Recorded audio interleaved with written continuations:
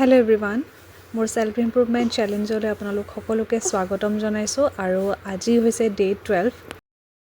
আজি পিছে ভিডিঅ' দিয়াত বহুত দেৰি, কাৰণ ভইচ অভাৰ কৰিবলৈ দিনটো অকণো সময় নাপালোঁ।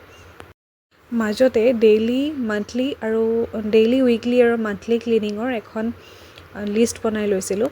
কোনদিনা ঘৰৰ কোনটো পাৰ্ট চাফা কৰিম আৰু ধুনীয়াকৈ গৈ আছিলে। মানে ধৰক 15 দিনমান মই ধুনীয়াকৈ কামখিনি চিজিলকৈ কৰি গৈ আছিলোঁ। তাৰপাছত কি হ'ল, ঘৰলৈ গ'লোঁ, ঘৰত থাকি আহিলোঁ, 10 দিন 12 দিনমান থাকিলোঁ। তাৰপাছত সকলোবোৰ খেলি মেলি হৈ গ'ল। এতিয়া ভাবিছোঁ আকৌ ষ্টাৰ্ট কৰোঁ। আৰু আজি আপোনালোকে যিটো ভিডিঅ' দেখি আছে সেইটো হৈছে আপোনালোকৰ ছেটাৰডেৰ ভিডিঅ'। আৰু ছেটাৰডে মোৰ পৰিছিলে ডাইনিং ৰুমৰ কোনোবা এটা পাৰ্ট ক্লিন কৰা, মানে ডাইনিং ৰুমটো ক্লিন কৰা। গতিকে মই আজি ডাইনিং ৰুমৰ এই টেবুলখনকে বাছি ল'লোঁ।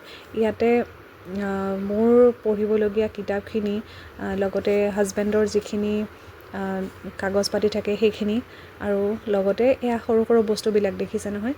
ভাবিছিলোঁ 15 মিনিটত চাফা কৰিম, কিন্তু নহ'লেগৈ, 15 মিনিটতকৈ বেছি লাগিলে। আৰু সেয়াই আছিলে আজিৰ ভিডিঅ'টোত। গতিকে যোনটো মানে ধৰক মান্থলি ক্লিনিঙৰ যোনখিনি মই পাৰ্ট চাফা কৰোঁ, আপোনালোকক যিমান পাৰোঁ চেষ্টা কৰিম দেখুৱাই যাবলৈ, আৰু আপোনালোকক দেখুওৱাৰ জহতে ময়ো যাতে প্ৰডাক্টিভ থাকিব পাৰোঁ। নেক্সট মিনি ব্লগত লগ পোৱাৰ আশাৰে আজিলৈ আহিছোঁ। বাই।